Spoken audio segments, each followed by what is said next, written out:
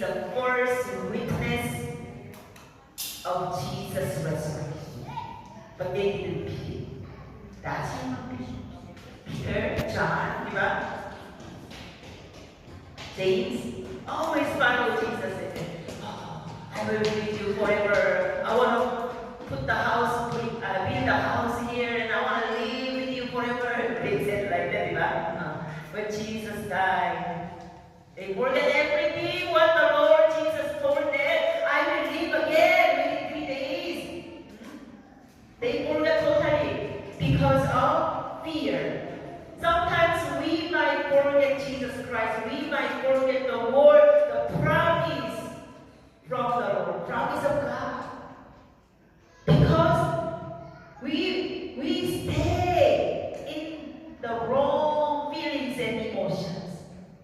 You have to know feelings and emotions